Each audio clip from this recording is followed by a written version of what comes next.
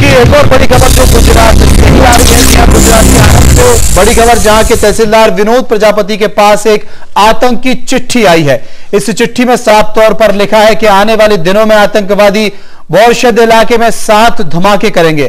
खास बात यह है कि इस खत के नीचे सिमी लिखा हुआ है। आपको बता दें कि बोरशद में चुनाव से ठीक पहले एक ब्लास्ट हुआ था जिसमें एक बच्ची की मौत हो गई थी। लगातार इस तरह इस समय गुजरात के कई इलाकों से इस तरह की खबरें आ रही हैं जो बता रही हैं कि आखिर गुजरात आतंकियों के कितने निशाने पर बना हुआ है।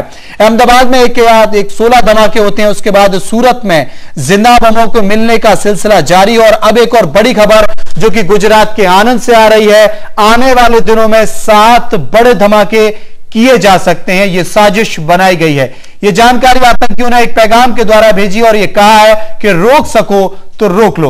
आपको बता दें कि आनंद से जहां पर तहसीलदार विनोद प्रजापति के पास एक आतंकी चिट्ठी पहुंची है। इस चिट्ठी में साफ तौर पर लिखा है कि आने वाले दिनों में आतंकवादी बोरशद इलाके में 7 धमाके करने जा रहे हैं। खास बात यह है कि इस खत के नीचे सिमी लिखा हुआ। आपको बता दें कि बोरशद में चुनाव से ठीक पहले एक ब्लास्ट भी हुआ था जिसमें एक बच्ची की मौत चली गई थी।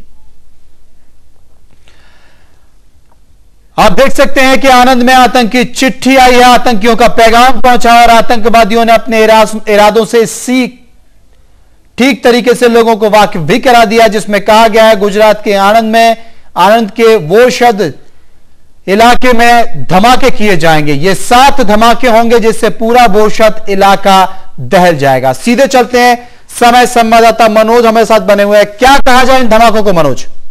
जी देखिए, ये जो धमाके हैं ये धमाके नहीं है, सिर्फ पत्र मिला है। जो आनंद का बोरसद है वहां पर एक तहसीलदार को आज सुबह में 10 बजे बम मिला है, जिसमें बोरसद के ही 7 जगहों को सीरियल ब्लास्ट करने की योजना बनाई गई है और उसके नीचे सिमी लिखा गया है। ये जो विस्फोट हो रहे हैं और जो ब्लास्ट मिल रहा है इसके पीछे का नाम आ रहा है, तो इसलिए इस पत्र के नीचे भी सिमी लिखा हुआ है कहीं ना कहीं। तो प्रशासन भी काफी वहां पर पहुंच गया है, सब तैनाती हो गई है, पुलिस भी वहां पहुंच गई है। पूरा बोरसद है वहां पर पुलिस हो गई है।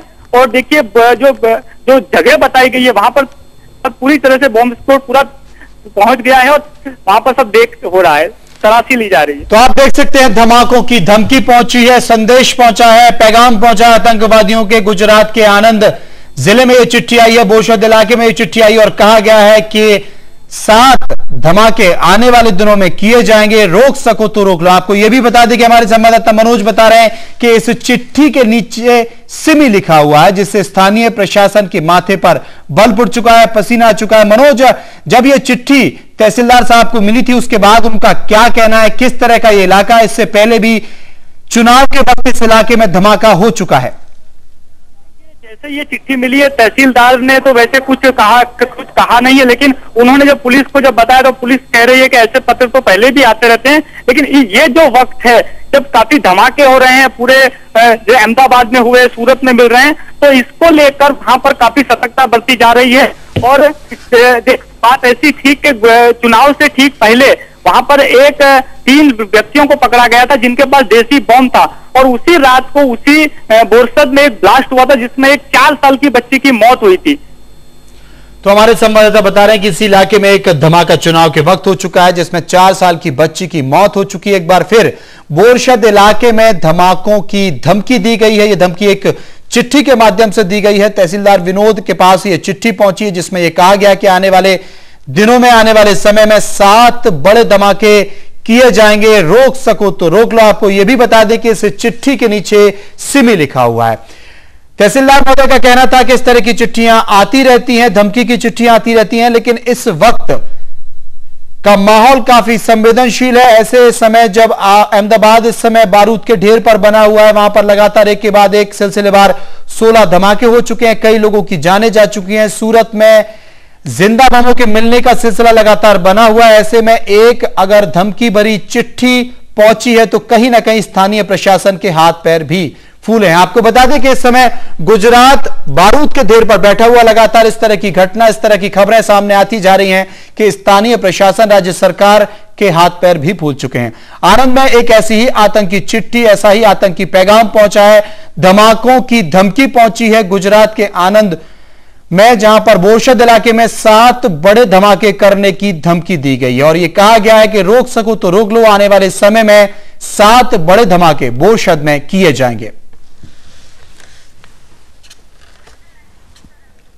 मनोज हमारे संवाददाता हमारे साथ बने हुए। मनोज, जैसा कि तहसीलदार महोदय का कहना है कि इससे पहले भी धमकी लगातार आती रही है, धमकी जो कि चिट्ठी के माध्यम से भेजी जाती रही है, लेकिन इस वक्त जब काफी संवेदनशील माहौल बना हुआ है पूरे गुजरात में, एक ऐसी चिट्ठी जिस पर सिमी लिखा हुआ है, किस तरह का संदेश?